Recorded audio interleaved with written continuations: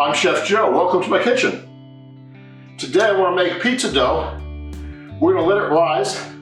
I'm going to let it rise overnight, and tomorrow we're going to go ahead and make pizza. So, to start out, we're going to take 18 ounces of water split. The 9 ounces we're putting in the mixing bowl, and we're going to add 1/4 teaspoon of instant dry yeast. We're going to go ahead and mix that up. That way it starts to foam in about 5 minutes or so.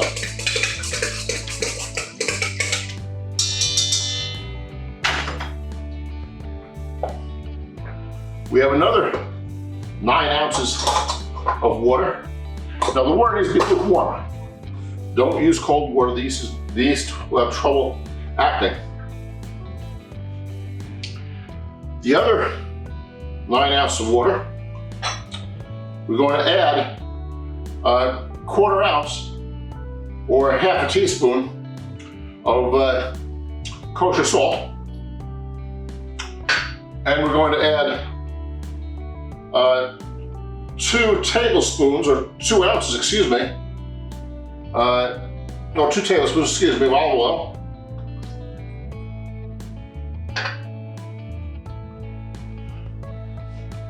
And we're going to hold this aside along with the flour. I'm using 1 kilo of flour, which is 2.2 pounds. Now the flour I use is 00 flour. I get it through a website, or if you can get it in the local grocery store, great.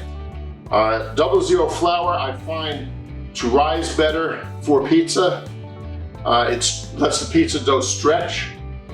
It just turns out better than all-purpose. I don't like using all-purpose at all when it comes to pizza dough. The yeast is beginning to do something. And once we get that yeast foamy, I'll start adding the flour to the yeast water. And once all the flour is combining, I'll be adding it slowly. Then I'll go ahead and put in the rest of the water with the salt and the oil.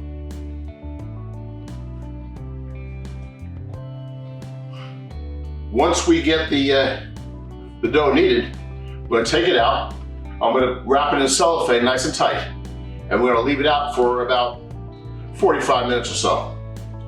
Then I'm going to cut it into 3 pieces, put it in containers, let it rise at room temperature for about 4 hours, 5 hours, somewhere in there. And then I'm going to put it in the refrigerator overnight. And then tomorrow morning, I'm going to go ahead and make pizza. Now the dough that we do not use in pizza tomorrow, I'm going to wrap in cellophane nice and tight, put it in a container, and the container that I would rise it in, put the lid on it, and put it in the freezer. That way I can use it at a later date. It's getting there.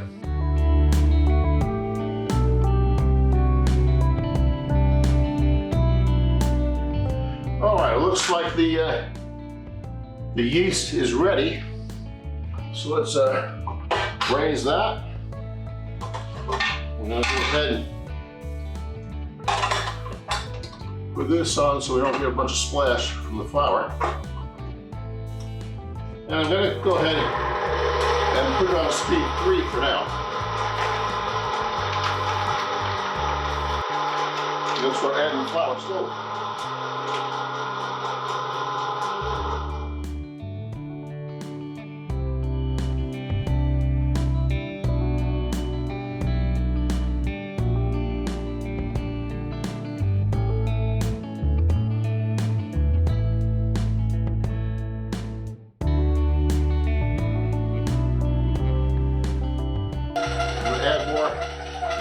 Water with the oil and salt. And remember that slowly.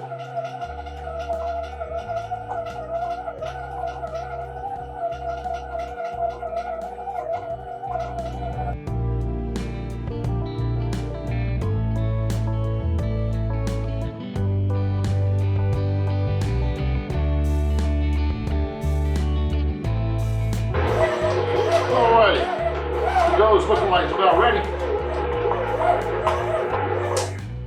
So, let her down.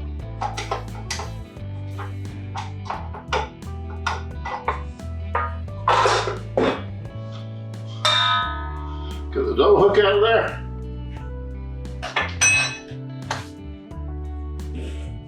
Let's move this on out of the way. Get some more flour for dusting. You don't want to put the dough in the cellophane without getting some flour on it, because otherwise the cellophane is going to have sticking to it after, and it's going to be a pain in the neck to get the dough out of the cellophane. So,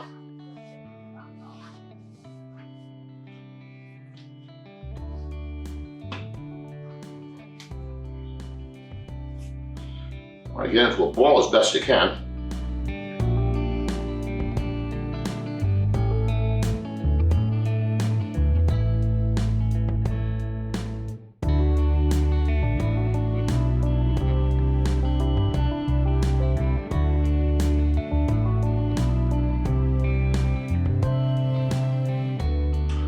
All right, we're looking at about 45 minutes, and let's go ahead and unwrap the dough.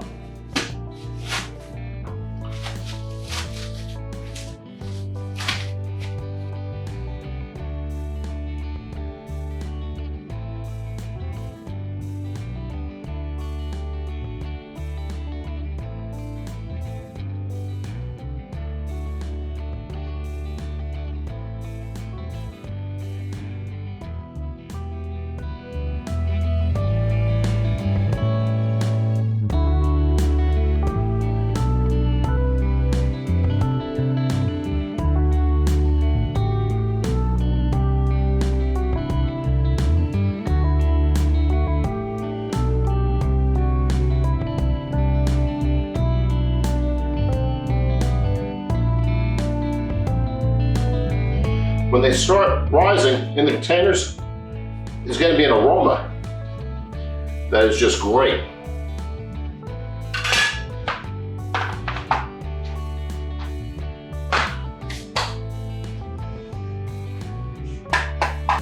Now, I'm not going to go ahead and put lids, tight lids on these. I'm going to go ahead and just put the cellophane, plastic wrap,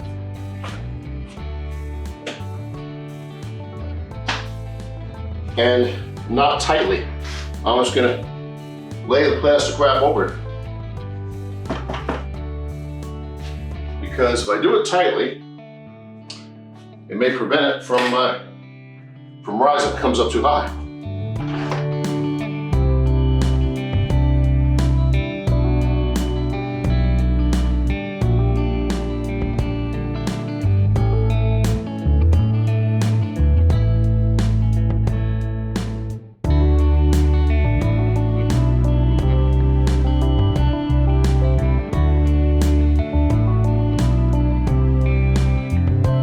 I'm going to leave room temperature for about 4 or 5 hours, as I mentioned. When those are ready to be put back in the refrigerator, I'm going to leave just the plastic on them. I'm not going to put lids on them, because once they finish rising in the refrigerator, the two that I'm not going to use right now or tomorrow, I'm going to wrap tightly in the cellophane, then put it back in those containers and put the lids on them, then put them in the freezer. The reason why I wrap them with cellophane first before I put them in the container is I don't want any air to get to them. I don't want to get frostbite. So we do it that way, no air gets to them, and then they're working out real great, because when they're ready to be used again, take them out of the freezer,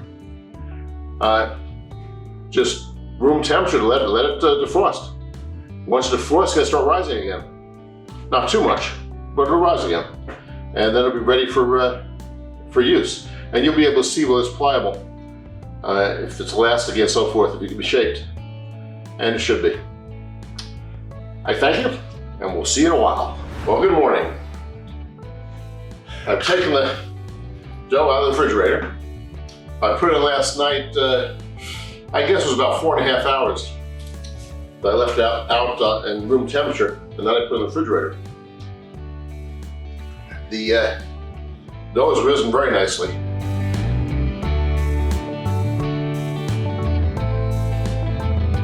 It has gotten very well formed.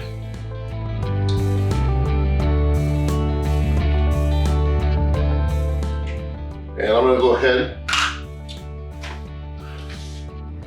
Well, I already cleaned the table. Throw a little flour on the granite.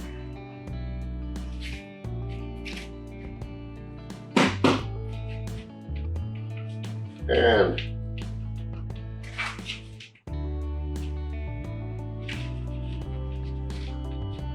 you want to gently take it out, so when it changes form.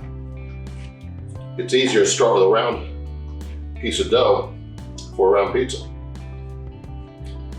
The oven is preheated. I have my stone in the oven, set it for the highest temperature the oven can do, is about 500 degrees. And I have the pizza stone, once the oven reached temperature, it was preheated, then I left it there for about 45 minutes to an hour, so the stone gets nice and hot. And the stone is actually, I took the temperature, the stone is actually a little bit more than 500 degrees, the higher the better. Okay, let's begin. Pound it down, and then start spreading. Use 2 hands so that the dough spreads apart.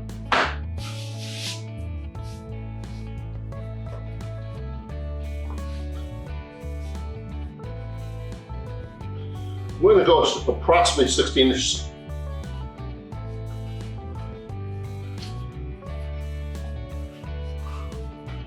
Never use your fingertips. Your fingers will go through the dough.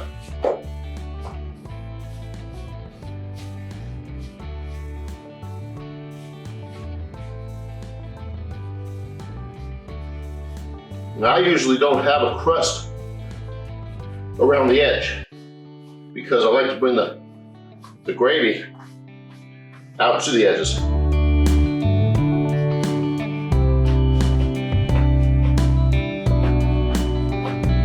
As you see, I'm spreading the dough with my fists as I spin the dough a little bit on my hands. As far as throwing it up in the air and spinning it, it's not me. I haven't been able to perfect that yet. And this is about 16 inches. Yeah, because my board's 16 inches. My peel.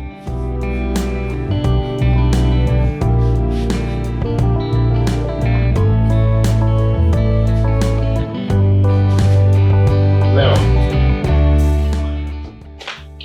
I'm going to flour the peel because I have to use that to get the pizza into the oven.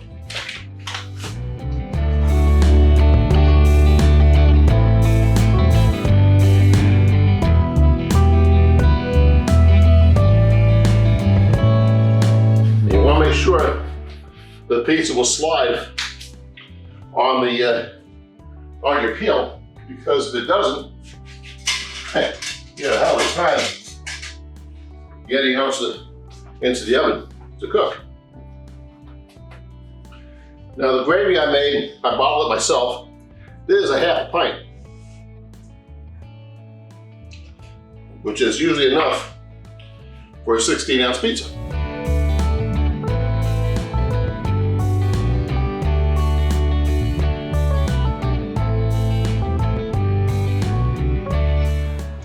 Spread it out as far as you can. Whatever you do, don't get it onto the peel, because if the peel gets wet, the dough don't move.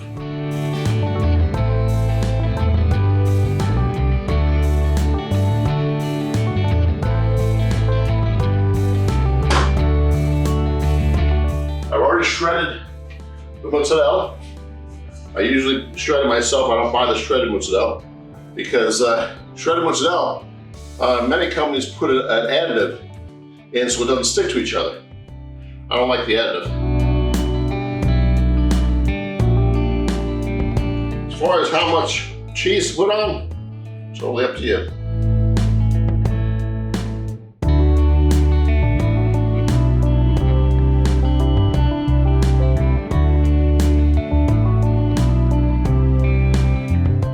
Alright, it's on 500 degrees.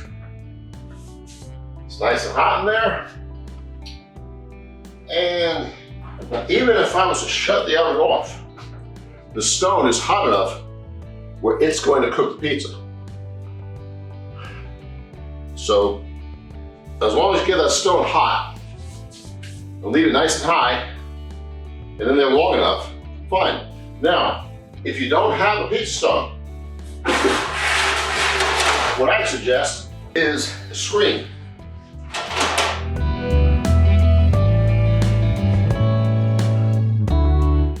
Now the screen worked for me fine before I got the stone, but then it was the heat of the oven that did the cooking. And if you have a convection oven, the heat comes in from the top. There's no, at least on mine, there's no heating element on the bottom of the oven, which makes it difficult for the screen, because when you put it in, you want the bottom to get hot because you want the bottom to cook.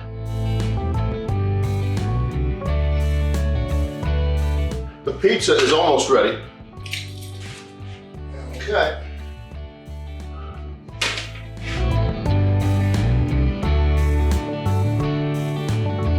Let it sit for a minute or so.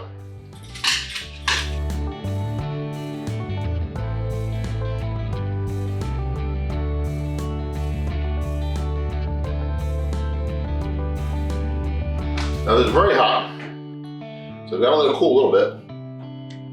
Otherwise, I'm going to burn my tongue real bad.